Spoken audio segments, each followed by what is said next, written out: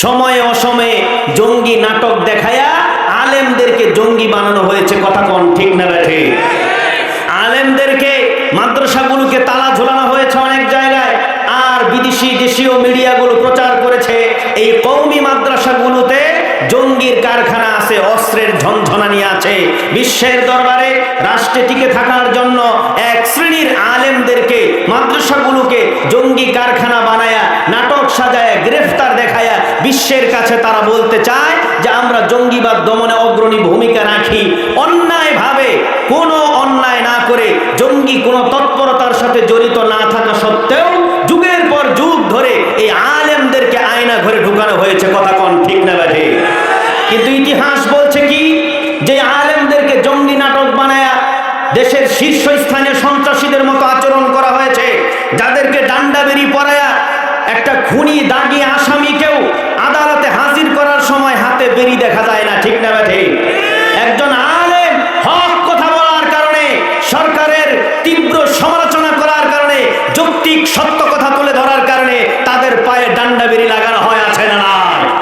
মুসলমান ভাইয়েরা আমার, তাদেরকে জাতির সামনে সন্ত্রাসী হিসেবে পরিচিতি দেওয়ার জন্য তারা উঠে পড়ে লেগেছিল, কিন্তু আল্লাহ অ্যাকশন নিয়েছেন কি নেন নাই? কথা কোন নিয়েছেন কি নেন নাই? দেখুন, যে জাতিকে আলেমদেরকে জঙ্গি বানানো হলো, অথচ ইতিহাস কি বলছে? ইতিহাস থেকে শিক্ষা গ্রহণ করুন। 50 বছরের উপরের সময় ধরে এই বাংলাদেশ স্বাধীনতা লাভ করেছে। বিগত 50 বছরের উপরের সময় ধরে যত টেন্ডারবাজি হয়েছে, সন্ত্রাসী কর্মকাণ্ড হয়েছে, খুন হয়েছে, গুম হয়েছে, ধর্ষণ হয়েছে, সিক্রেট মার্ডার হয়েছে, কোন সন্ত্রাসী জঙ্গি কর্মকাণ্ডের সঙ্গে মূল ধারার কোন কওমি মাদ্রাসার ছাত্র এবং আলেমরা জড়িত নয়। ঠিক না বেঠি? এরপরেও তাদেরকে বারবার জঙ্গি বানানো হয়েছে। ঠিক না বেঠি? কিন্তু ইতিহাস দেখুন, এই বাংলাদেশে 50 বছরের উপরের সময় ধরে স্বাধীন হয়েছে। 50 বছরের ইতিহাস বলছে এই দেশে সবচাইতে বড় সন্ত্রাসী কর্মকাণ্ড, সবচাইতে বড় নেক্কারজনক হত্যাকাণ্ড যাকে বলা হয় হাজার বছরের শ্রেষ্ঠ বাঙালি বঙ্গবন্ধু শেখ মুজিবুর রহমান, তাকে এবং তার পরিবারের সদস্যদেরকে নির্মমভাবে পাখির মতো গুলি করে হত্যা করা হয়েছে। এর সঙ্গেও বাংলাদেশের কোনো মাদ্রাসার ছাত্র বা আলেমরা জড়িত নয়। বাংলাদেশে জাতীয় 4 নেতাকে হত্যা করা হয়েছে, এর সঙ্গেও কোনো মাদ্রাসার ছাত্র বা আলেমরা জড়িত নয়। শহীদ প্রেসিডেন্ট জিয়াউর রহমানকে নির্মমভাবে হত্যা করা হয়েছে, এর সঙ্গেও মাদ্রাসার ছাত্র বা আলেমরা জড়িত নয়। 2005 সালে সারা বাংলাদেশে সিরিজ বোমা হামলা হয়েছে, এর সঙ্গেও বাংলাদেশের কোনো মাদ্রাসার ছাত্র বা আলেমরা জড়িত নয়। বিডিআর বিদ্রোহ হয়েছে, এর সঙ্গেও মাদ্রাসার ছাত্র বা আলেমরা জড়িত নয়। তনু খাদিজাকে হত্যা করা হয়েছে, এর সঙ্গেও মাদ্রাসার ছাত্র বা আলেমরা জড়িত নয়। ইলিয়াস আলী সহ অসংখ্য মানুষদেরকে গুম করা হয়েছে, এর সঙ্গেও মাদ্রাসার ছাত্র বা আলেমরা জড়িত নয়। বুয়েটের মেধাবী শিক্ষার্থী আমাদের প্রিয় ভাই আবরার ফাহাদকে পিটিয়ে নির্মমভাবে হত্যা করা হয়েছে, এর সঙ্গেও মাদ্রাসার ছাত্র বা আলেমরা জড়িত নয়। বিশ্ববিদ্যালয়ে বিশ্বজিৎ নামের আমাদের এক হিন্দু ভাইকে নির্মমভাবে কুপিয়ে হত্যা করা হয়েছে, এর সঙ্গেও মাদ্রাসার ছাত্র বা আলেমরা জড়িত নয়। ইসলামী ব্যাংক থেকে হাজার কোটি টাকা পাচার করা হয়েছে, আত্মসাৎ করা হয়েছে, এর সঙ্গেও মাদ্রাসার ছাত্র বা আলেমরা জড়িত নয়। সোনালী ব্যাংক ডাকাতি হয়েছে, মাদ্রাসার ছাত্র বা আলেমরা জড়িত নয়। রিজার্ভ ফান্ড চুরি হয়েছে, মাদ্রাসার ছাত্র বা আলেমরা জড়িত নয়। এইভাবে করে বৈঠা লীগের নামে মানুষের উপরে অন্যায়ভাবে হাজারো যুবকদেরকে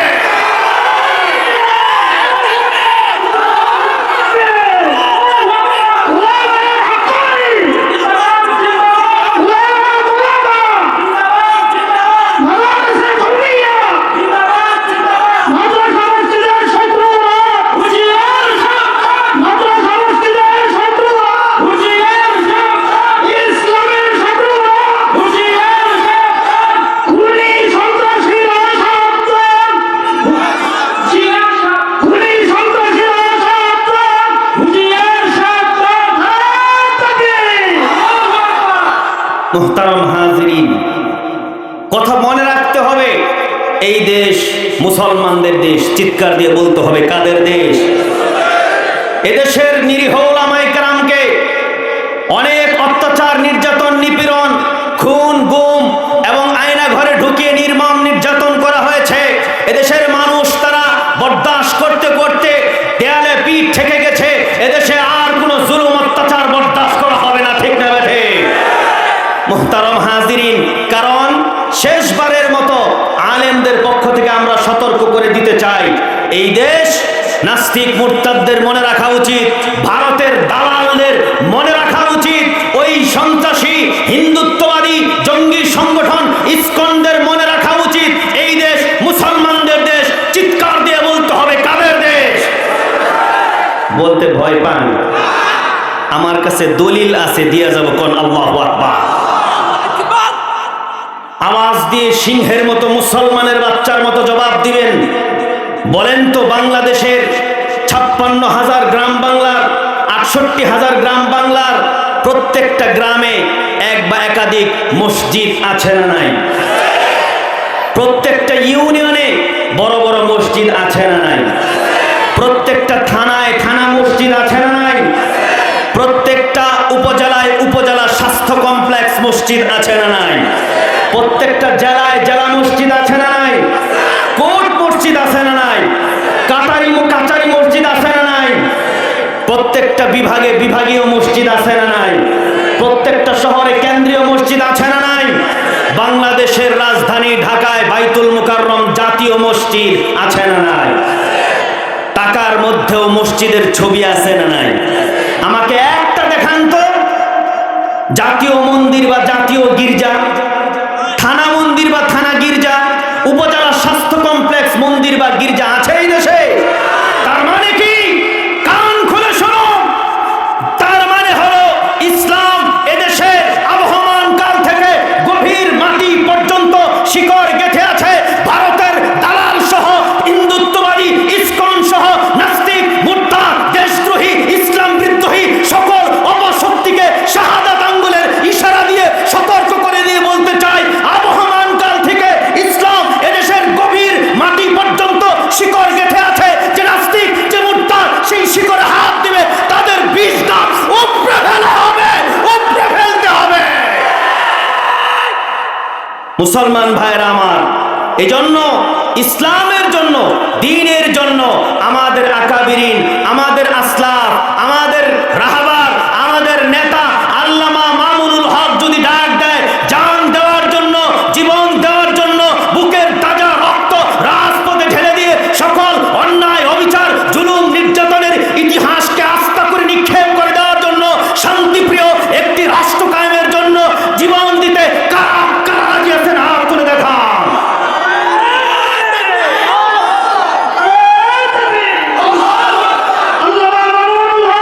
জিন্দাবাদ।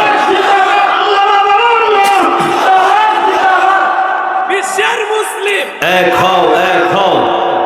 মুহতারাম হাজিরিন, বলতেছিলাম কথা এক জায়গা থেকে আরেক জায়গায় চলে গেছে। আলোচনা মনে আছে কিনা জানি না।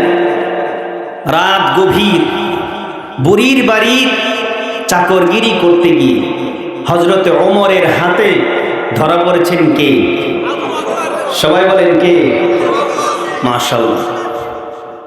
তো আবু বকরকে হাত ধরে ওমর ইবনুল খাত্তাব জিজ্ঞাসা করছেন, ভাই আপনি না আমাদের দেশের বাদশাহ? আহারে, পৃথিবীর অন্য অন্য রাজা বাদশাহ কি পরিমাণ আরাম আয়েশ করে, সারাটা দিন। ওগো খলিফাতুল মুসলিমিন, কখনো আপনাকে বিশ্রাম নিতে আমি ওমর দেখি নাই।